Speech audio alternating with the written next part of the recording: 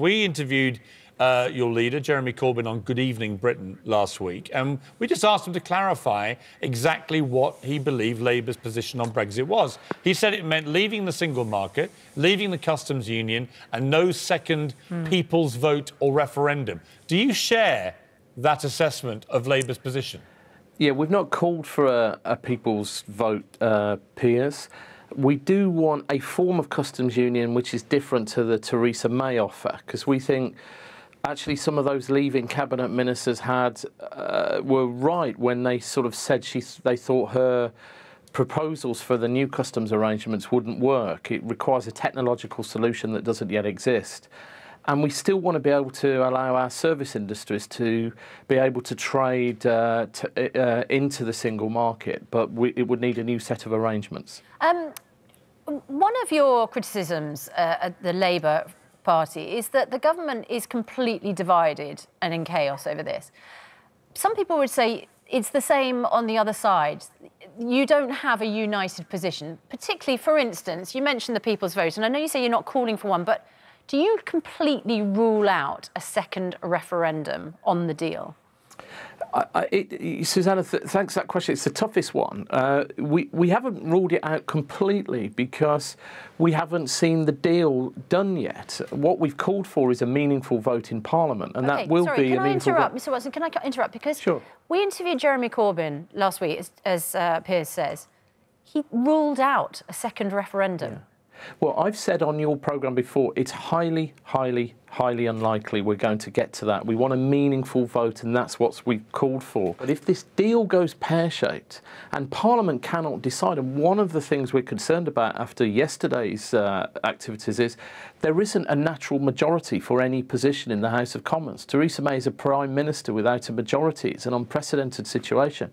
If Parliament cannot decide at its meaningful vote, then it might be that Parliament then decides to have a people's vote. Your leader couldn't have been clearer on Good Evening Britain. He said categorically no. So it's not highly unlikely, it's no. Now, is it no or is it highly unlikely? It's highly unlikely. Parliament would have to decide. So Jeremy Corbyn was speaking with forked tongue, was he? No, I think he was praising the position, Piers, because we do not think that we've called for a meaningful vote. We do not think there is going to be a people's vote. But after yesterday's position, there might not be a clear position in Parliament from any party. OK, so should Jeremy Corbyn stop saying no and start saying there might be? Look, Jeremy will answer that question in his own way, like I answer it. He's the leader of your party, Tom. He is the leader of our party, and he's a Democrat, and he understands the party position. He's seen our manifesto. He knows our shadow cabinet. And I'm just, if you want to see this as a clarification, that's what it is. Many people on the Labour side believe that Jeremy Corbyn has been missing a trick here by not actually having a point of difference between himself and Theresa May. You know, it basically sounds a bit like Theresa May. No single market, no customs union, and no second vote. If what you're suggesting is that Labour's position actually is there might be a second vote, that's a different position.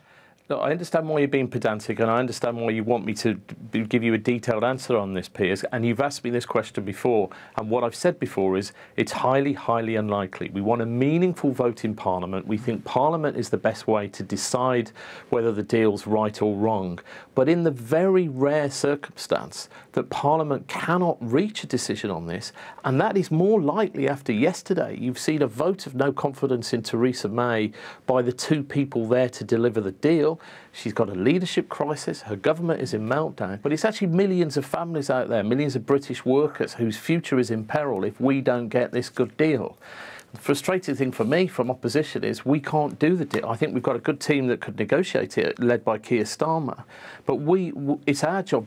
All we can do is try and influence the government to have a different set of priorities, a different set of tests in the way that they make their plan. What's your alternative plan? Sorry, Susanna? What's the alternative plan? Sir Keir Starmer just last month said the Labour Party, very divided on access, for instance, to the EU single market.